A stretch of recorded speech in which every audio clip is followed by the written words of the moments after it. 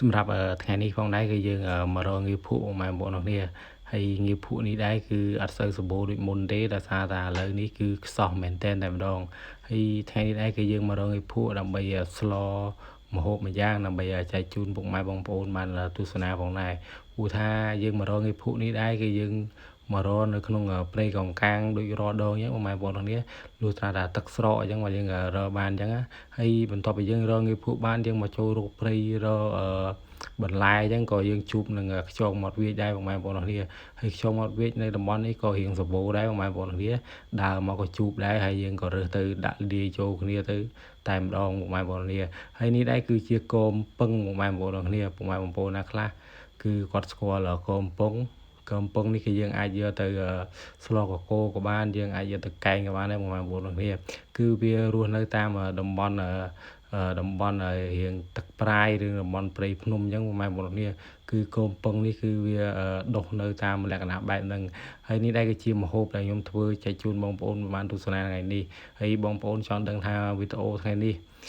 មានសកម្មភាពបែបណាខ្លះបងប្អូនកុំភ្លេចតាមដានវីដេអូនេះជាមួយខ្ញុំទាំងអស់គ្នាបាទសួស្តីបងប្អូនទាំងអស់គ្នាផងដែរថ្ងៃនេះដែរគឺមកកាន់វីដេអូខ្ញុំទៀតហើយបាទហើយថ្ងៃនេះដែរគឺអត់មានអីរញ៉េរញ៉ៃទេបងប្អូនគ្នាអត់មានធ្វើដំណើរធ្វើអីមកទេគឺថ្ងៃនេះគឺមកដល់ទីតាំងតែម្ដងបងប្អូនគ្នាហើយថ្ងៃនេះដែរគឺសុំបរិញ្ញាមួយថ្ងៃទៀតដែរបងប្អូនគ្នាគឺមានតុកមានកៅអីគឺមែនតែនតែម្ដងសម្រាប់ថ្ងៃនេះហើយនេះដែរគឺជាងារភក់វារស់នៅតាមឬកោងកាងបែបនេះបងប្អូនគ្នាគឺយើងសម្លឹងមើលទៅឃើញងារភក់ខ្លះសម្លឹងទៅគឺអត់ឃើញទេបងប្អូនគ្នាងារភក់ខ្លះគឺឃើញមាត់បន្តិចគឺដូចដីប្រេះចឹងបងប្អូនគ្នាចឹងហើយបើសិនជាបងប្អូនគឺគាត់ធ្លាប់រកងារភក់បងប្អូនគាត់ជាដឹងច្បាស់តែម្ដងហើយសម្រាប់ដៃខ្ញុំនេះគឺរកឡើងសាមឡើងសមហើយបងប្អូនគ្នាងារភក់គាត់នៅកលេចភ្នែកទៅឃើញបងប្អូនគ្នាឃើញភ្លាមគឺស្គាល់ភ្លាមតែម្ដងគឺងារភក់មួយខ្ញុំគឺដូចមាននិស្ស័យជាមួយគ្នាចឹងបងប្អូនគ្នាហើយនិយាយលេងទេបងប្អូនគ្នាហើយងារភក់នៅតំបន់នេះឥឡូវក៏មិនសូវសម្បូរដូចមុនដែរបងប្អូនគ្នាគឺឥឡូវគឺងារភក់គឺខ្សោះមែនតែនតែម្ដងហើយការរកងារភក់របៀបរកងារភក់នេះដែរគឺអត់អីពិបាកទេបងប្អូនគ្នាគឺយើងដើរមើលតាមឬខោងកាងមើលតាមភក់មើលតាមតំបន់អញ្ចឹងបងប្អូនគ្នាតំបន់ខ្លះមានដើមកងកាងមានអីមែនក៏មិនប្រកាសថាមានងារភក់ដែរបងប្អូនគ្នាគឺដោយសារថាតំបន់ខ្លះអញ្ចឹងគឺមានដីរឹងដីខ្សាច់រឹងដីអីអញ្ចឹងគឺវាមិនប្រកាសថាមានងារភក់ទេបងប្អូនគ្នាអញ្ចឹងហើយគឺការងារភក់ការរកងារភក់នេះដែរលុះត្រាតែយើងដឹងតំបន់អញ្ចឹងបងប្អូនគ្នាបន្ទាប់ពីខ្ញុំរកងារភក់បានមួយសន្ទុះហើយក៏យើងរកបានចិត្តបានពេញមួយកញ្ច្រែងហ្នឹងបងប្អូនគ្នាដោយសារតែយើង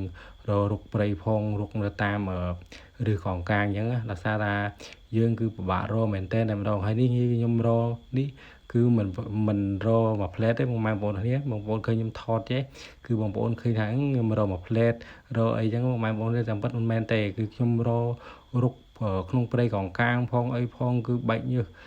ឡើងជោគអាវបងប្អូនគ្នាគឺពិបាកមែនតើតែម្ដងគឺយើងកាយផងគឺយើងប្រឹងសម្លឹងផងគឺយើងអោនក្បាលទៅដើម្បីទៅមើលឬតាមឬកងកាងហ្នឹងតើវាមានងារភក់អត់ចឹងបងប្អូនគ្នាគឺពេលខ្លះងារភក់ខ្លះស្រួលរកងារភក់ខ្លះគឺយើងត្រូវការសម្លឹងរៀងយូរតិចចឹងបងប្អូនគ្នាហើយដើរមកក៏ឃើញផ្លែមួយគឺប្លែកមែនតើតែម្ដងបងប្អូនគ្នាក៏ថតចែកជូនឲ្យបងប្អូនបានទស្សនាផងដែរហើយផ្លែនេះគឺដូចផ្លែខ្វិតមែនតើបងប្អូនគ្នាដូចផ្លែខ្វិតបន្តិចដូចក្រូចផ្លុងបន្តិចបងប្អូនគ្នាគឺដូចមែនតើតែម្ដងហើយបន្ទាប់ពីយើងរកងារភក់បានរួចរាល់ហើយយើងរកបានតែប៉ុណ្្នឹងទេបងប្អូនគ្នាព្រោះថាយើងរកយូរដែរហើយគឺវាបានតែប៉ុណ្្នឹងទេណាមួយរៀងថ្ងៃត្រង់ហើយយើងក៏មកលាងទឹកលាងអីដើម្បីសម្អាតដី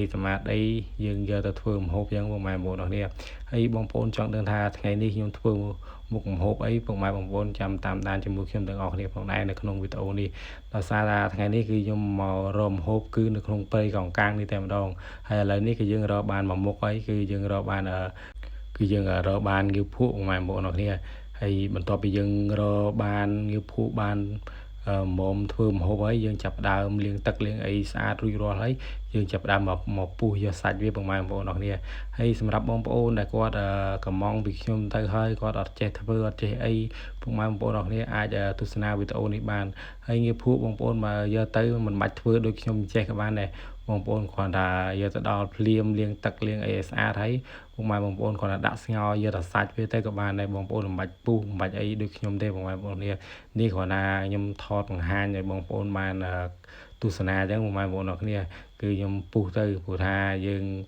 ស្ងោរនៅអីទៀតអញ្ចឹងវាយូរអញ្ចឹងក្នុងព្រៃអញ្ចឹងហើយយើងពុះយកអញ្ចឹងទៅបងប្អូនគ្នាដើម្បីយើងចំណេញភ្លើងផងព្រោះថាយើងត្រូវការស្លត្រូវការអីអញ្ចឹងវាច្រើនណាស់អញ្ចឹងបងប្អូនគ្នាហើយបន្ទាប់ពីយើងពុះងាវភក់រួចរាល់ហើយយើងរៀបវាស្អាតអស់ហើយយើងចាប់ដើមចេញដំណើរទៅរកបន្លែនៅក្នុងព្រៃផងដែរបងប្អូនអរគ្នាចាំមើលខ្ញុំដើរទៅរកបន្លែនៅក្នុងព្រៃហ្នឹងចាំមើលខ្ញុំទៅរកបាននេះខ្លះបងប្អូនអរគ្នាចាំទស្សនាវីដេអូនេះជាមួយខ្ញុំទាំងអស់គ្នាផងដែរហើយឥឡូវនេះផងដែរក៏យើងមកដល់ទីតាំងដែលយើងត្រូវរកបន្លែហើយគឺយើងមករកបន្លែកូនពឹងបងប្អូននេះហើយកូនពឹងនេះដែរគឺយើងអាចយកទៅស្លកកោក៏បានយើងអាចយកទៅកែងក៏បានដែរបងប្អូនគ្នាហើយថ្ងៃនេះដែរគឺខ្ញុំយកទៅកែងជាមួយនឹងងាវភក់បងប្អូនគ្នាព្រោះថានៅតំបន់សមុទ្រនេះដែរគឺវាអត់មានបន្លែអីខុសប្លែកពីហ្នឹងទេបងប្អូនគ្នាគឺវាមានតែកូនពឹងហ្នឹងហើយដែលជាបន្លែធម្មជាតិអញ្ចឹងបងប្អូនគ្នាព្រោះថាវានៅតាមតំបន់សមុទ្រទេនៅក្នុងព្រៃទេគឺវាសម្បូរទៅដោយកូនពឹងមែនទែនតែម្ដងសម្រាប់នៅតំបន់ខាងខ្ញុំមកបងប្អូនគ្នាហើយបន្ទាប់ពីយើងកាប់កូនពឹងបាន2គោមហើយយើងក៏ចាប់ផ្ដើមចេញដំណើរទៅរកទៅកន្លែងដែលយើងធ្វើម្ហូបវិញបងប្អូនគ្នាហើយនេះដែរជាកូនពឹងដែលយើងកាប់រួចរាល់ហើយបងប្អូនគ្នាពេលកាប់ឃើញធំបងប្អូនគ្នាដល់ពេលយើងសកយកតែបណ្ដូលវាយកខ្ចីយកទៅស្លអញ្ចឹងបងប្អូនគ្នាគឺឃើញទូចមែនតើតែម្ដងហើយបន្ទាប់ពីយើងកាប់កូនពឹងហើយដើរមកតាមផ្លូវនេះក៏ឃើញខ្យងមាត់វាចដែរបងប្អូនគ្នាហើយខ្យងមាត់វាចនេះគឺនៅតាមផ្លូវដែលយើងដើរហ្នឹងបងប្អូនគ្នាគឺច្រើនមែនតើតែម្ដងហើយយើងមិនមានកម្រងថារើសខ្យងមាត់វាចទេហើយឥឡូវនេះក៏យើងដើរមកជួបក៏យើងគឺជួបច្រើនក៏យើងរើសតែម្ដងបងប្អូនគ្នាគឺខ្យងមាត់វាចគឺឃើញឃើញរើសតែម្ដងបងប្អូនគ្នាខ្យងមាត់វាចនេះដល់ពេលយើងអត់រគឺឃើញតែម្ដងបងប្អូនគ្នាបើសិនជាយើងរគឺរអត់បានតែម្ដងព្រោះថាយើងក៏ខ្យងមាត់វាចនេះបងប្អូននឹងស្រាប់ហើយគឺខ្សោះមែនតើតែម្ដងគឺខ្សោះជាងងាវភក់ទៀតបងប្អូនគ្នាងាវភក់ទឹកខ្សោះហើយសម្រាប់ខ្យងមាត់វាចនេះគឺខ្សោះជាងងាវភក់ទៀតហើយឥឡូវនេះក៏យើងដើរមកក៏ជួបវាក៏យើងយកវាតែម្ដងព្រោះថាខ្យងមាត់វាចនេះក៏ជារបស់ឆ្ងាញ់ដែរបងប្អូនគ្នាគឺឆ្ងាញ់មិនចាញ់ងាវភក់ប្រហែលទេហើយយើងយកទៅដល់យើងវាយសាច់វាគឺយើងចាប់ដើមដាក់ចូលគ្នាតែម្ដងបងប្អូនគ្នាហើយបន្ទាប់ពីយើងរើសងាវភក់រើសអីហើយយើងចាប់ដើមមកដល់ទីតាំងយើងវិញបងប្អូនគ្នាចឹងហើយគឺយើងដើរតាមផ្លូវយើងរើសងាវភក់បាន4 5ទៀតដែរហើយងាវភក់ដែលយើងរើសបាននេះក៏រៀងធំដែរបងប្អូនគ្នាយើងរើសបានងាវភក់ផងហើយខ្យងមាត់វាចផងអញ្ចឹងបងប្អូនគ្នាហើយខ្យងមាត់វាចក៏យើងរើសបានរៀងក្រែដែរបងប្អូនគ្នាគឺបាន4-10ដែរហើយបន្ទាប់មកយើងចាប់ដើមវាយសាច់វាយអីដើម្បីយើងដាក់ចូលគ្នាអញ្ចឹងបងប្អូនគ្នាហើយនេះដែរងាវភក់ដែលខ្ញុំរើសបានតាមផ្លូវគឺធំមែនតែម្ដងហើយឥឡូវនេះយើងចាប់ដើមដំខ្យងមាត់វាចដើម្បីយើងយកសាច់វាផងដែរយើងយកសាច់វាដើម្បីទៅស្លជាមួយនឹងខ្យងងាវភក់បងប្អូនគ្នាហើយបងប្អូនចង់ដឹងថាម្ហូបដែលខ្ញុំធ្វើថ្ងៃនេះតំណងបណ្ណាហើយឆ្ងាញ់បណ្ណាបងប្អូនកុំភ្លេចតាមដានវីដេអូនេះជាមួយខ្ញុំទាំងអស់គ្នាបងប្អូនហើយឥឡូវនេះយើងក៏ចាប់ដើមដំយកសាច់យកអីរួចរាល់ហើយយើងក៏ចាប់ដើមយកហ្គាសយកអីមកព្រោះថាថ្ងៃនេះដូចខ្ញុំនិយាយអញ្ចឹងបងប្អូនគ្នាគឺសុំបរិញ្ញាមួយថ្ងៃហើយនេះដែរគឺជាសាច់ខ្យងមាត់វាចជាមួយនឹងងាវភក់បន្ទាប់ពីយើងយកសាច់យកអីសាច់ខ្យងមាត់វាចជាមួយនឹងងាវភក់ដាក់ចូលគ្នារួចរាល់ហើយ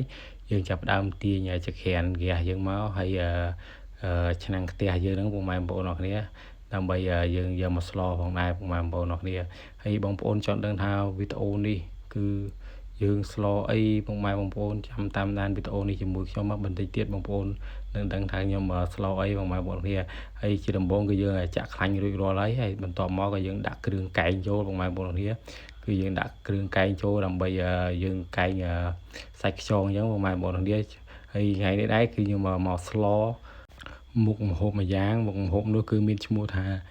កែងងាវភក់ជាមួយនឹងខ្យងមាត់វាចហើយជាមួយនឹងកូនពឹងបងប្អូនគ្នាហ ហើយចាំមើលលាយគ្នាជាមួយនឹង3មុខហ្នឹងចាំមើលមានរសជាតិបែបណាពុកម៉ែបងប្អូនអរគ្នាហើយនេះដែរគឺជាសកម្មភាពដែលខ្ញុំធ្វើការស្លនៅក្នុងព្រៃពុកម៉ែបងប្អូនគ្នាហើយនេះជាសាច់ខ្យងពុកម៉ែបងប្អូនគ្នាគឺមិនតាន់ឆ្អិនទេគឺតំណងប៉ុណ្្នឹងហើយពុកម៉ែបងប្អូនគ្នាឥឡូវយើងចាប់ដើមខ្វេះសាច់ងាវភក់ពុកម៉ែបងប្អូនគ្នាគឺយើងចាប់ដើមខ្វេះដាក់ចូលគ្នាជាមួយនឹងសាច់ខ្យងមាត់វាចព្រោះថាសាច់ខ្យងមាត់វាចគឺយើងមិនបាច់ខ្វេះទៀតទេគ្រាន់តែយើងលាងទឹកលាងអីមកស្អាតហើយលាងដីវាស្អាតលាងអីហើយយើងចាប់ដើមចាក់ចូលតែម្ដងហើយសម្រាប់ងាវភក់នេះដែរគឺយើងនៅខ្វេះវានៅអីដើម្បីឲ្យយកសាច់វាកែងចូលគ្នាអញ្ចឹងបងប្អូនគ្នាហើយនេះដែរគឺយើងខ្វេះសាច់ងាវភក់ខ្វេះអីរួចរាល់ហើយបន្ទាប់មកយើងក៏ចាប់ដើមច្បល់វាដើម្បីឲ្យចូលគ្រឿងជាមួយគ្នាអញ្ចឹងបងប្អូនគ្នាហើយនេះដែរគឺម្ហូបដែលយើងធ្វើថ្ងៃហ្នឹងបងប្អូនគ្នាគឺមិនតាន់ឆ្អិនទេគឺតំណងប៉ុណ្្នឹងហើយបងប្អូនគ្នាចាំមើលតែឆ្អិនមិនដឹងថាតំណងប៉ុណ្ណាទេឥឡូវយើងចាប់ដើមក្របវាសិនដើម្បីឲ្យឆ្អិនបន្តិចសិនបងប្អូនគ្នាចាំយើងដាក់បន្លែចូលអញ្ចឹងណាព្រោះថាយើងចាំដាក់កូនពឹងចូលអញ្ចឹងហើយឥឡូវយើងនេះយើងក៏ចាប់ផ្ដើមហាន់កូនពឹងបណ្ដើហើយបងប្អូនគ្នាព្រោះថាម្ហូបយើងក៏ចាប់ផ្ដើមពុះបណ្ដើដែរហើយនេះដែរកូនពឹងគឺពិបាកមែនតើតែម្ដងបងប្អូនគ្នាដោយសារថាវារៀងចាស់អញ្ចឹងណាចឹងហើយក៏យើងហាន់បានតិចមែនតើតែម្ដងហើយឥឡូវយើងក៏ចាប់ផ្ដើមដាក់បន្លែកូនពឹងចូលដែរបងប្អូនគ្នាដើម្បីឲ្យវាចូលជាតិគ្នាជាមួយអញ្ចឹងណាដោយសារថាកូនពឹងនេះដែរគឺកែងចូលគ្នាជាមួយនឹងងាវភក់គឺរសជាតិវាគឺលេខ1ឯងបងប្អូនគ្នាគឺឆ្ងាញ់លេខ1តែម្ដងបើសិនជាបងប្អូនអត់ជឿទេបងប្អូនអាចធ្វើតាមខ្ញុំបានព្រោះថាខ្ញុំអត់និយាយកុហកទេព្រោះថាកូនពឹងជាមួយនឹងងាវភក់កែងចូលគ្នាគឺឆ្ងាញ់លេខ1តែម្ដងបងប្អូនគ្នាគឺខ្ញុំឲ្យ100លើ100គឺរសជាតិវិញគឺសឹងលិតដៃលិតជើងបងប្អូនគ្នាគឺឆ្ងាញ់មែនតែម្ដងហើយណាមួយយើងហូបនៅក្នុងព្រៃកងកាងនៅអីចេះទៀតគឺរសជាតិវាបែបមួយយ៉ាងទៀតអញ្ចឹងបងប្អូនគ្នាគឺនិយាយទៅអែមមែនតែម្ដងហើយនេះដែរគឺជាសម្លយើងដែលយើងស្លឆ្អិនហ្នឹងបងប្អូនគ្នាគឺកែងកូនពឹងជាមួយនឹងងាវភក់ហើយនឹងខ្យងមាត់វាចគឺតំណងមែនតែម្ដងបងប្អូនគ្នាគឺក្តៅហុយតែម្ដងហើយបន្ទាប់ពីឆ្អិនហើយយើងចាប់ផ្ដើមបិទហ្គាសផងដែរបងប្អូនគ្នាឥឡូវនេះយើងចាប់ផ្ដើមដាក់ចុះហើយបងប្អូនចាំទស្សនាការហូបសម្លថ្ងៃនេះជាមួយខ្ញុំទាំងអស់គ្នាចាំមើលមាត់ខ្ញុំតំណងហើយនេះគឺខ្ញុំដួសដាក់ចានបងប្អូនគ្នាគឺតំណងមែនតែម្ដងបងប្អូនគ្នាហើយណាមួយថ្ងៃនេះគឺអត់មានកម្រងដាំបាយបងប្អូនគ្នាគឺយើងហូបសម្លទៅទេតែម្ដងបងប្អូនគ្នាគឺមើលទៅតំណងណាបងប្អូនគ្នាគ្រាន់តែខ្ញុំចូលសម្លេងបដើគឺស្រក់ទឹកមាត់តែម្ដងបងប្អូនគ្នាគឺនិយាយទៅឆ្ងាញ់តែម្ដងគឺអែមមែនតែម្ដងគឺស្លនេះគឺស្លដែលខ្ញុំចូលចិត្តផងដែរបងប្អូនគ្នាគឺកែងកូនពឹងជាមួយនឹងងាវភក់ហ្នឹងគឺឆ្ងាញ់មែនតែម្ដងដាក់3មុខនេះចូលគ្នាគឺរឹតតែឆ្ងាញ់ទៀតបងប្អូនគ្នាគឺនិយាយទៅឆ្ងាញ់មែនតែម្ដងហើយមួយឆ្នាំងនេះគឺហូបដល់អស់បងប្អូនគ្នាឥឡូវចាប់ដើមថែមមួយកូនចានទៀតហើយគឺវាឆ្ងាញ់មែនតែម្ដងបងប្អូនគ្នាគឺមិនដឹងនិយាយអីទៀតណាបើសិនជាបងប្អូនអត់ចេះធ្វើទេបងប្អូនអាចមើលវីដេអូនេះបានគឺធ្វើតាមខ្ញុំទៅបងប្អូនគ្នាបើសិនជាបងប្អូននៅអត់នៅតាមតំបន់សមុទ្រទេបងប្អូនអាចយកទៅធ្វើម្ហូបផ្សេងទៀតក៏បានដែរបងប្អូនគ្នាដូចយកទៅស្ងោរយកសាច់ហើយយកទៅញ៉ាំវាក៏បានដែរបងប្អូនគ្នាយកទៅញ៉ាំយកទៅភ្លាក៏បានអីក៏បានដែរយកទៅស្ងោរវាហើយយកសាច់ចុចជាមួយនឹងទឹកប្រហុកក៏បានដែរបងប្អូនគ្នាគឺវាអត់អីទេសម្រាប់ងាវភក់យកធ្វើអីក៏ឆ្ងាញ់ដែរឆាក្តៅឆាគ្រឿងអីគឺឆ្ងាញ់ទាំងអស់តែម្ដងហើយថ្ងៃនេះគឺសូមហូបយកឲ្យបងប្អូនគ្នាគឺអត់គិតច្រើនទេតែសារថាម្ហូបគឺថ្ងៃនេះគឺម្ហូបពិសេសណាមួយគឺឆ្ងាញ់ផងហើយណាមួយដល់មកបាយទៀតគឺហូបយកតែម្ដងបងប្អូនគ្នាបើសិនជាបងប្អូនពេញចិត្តនៅវីដេអូដែលខ្ញុំផលិតទៅបងប្អូនកុំភ្លេចជួយចុច share ហើយចុច follow page ខ្ញុំម្នាក់មួយផងបងប្អូនគ្នាហើយឥឡូវនេះយើងមកចូលសាច់រឿងយើងវិញម្ដងគឺអស់ហើយបងប្អូនគ្នាហើយវីដេអូខ្ញុំគឺមានតែប៉ុណ្្នឹងទេបាយទាំងអស់គ្នាបងប្អូនអរគ្នា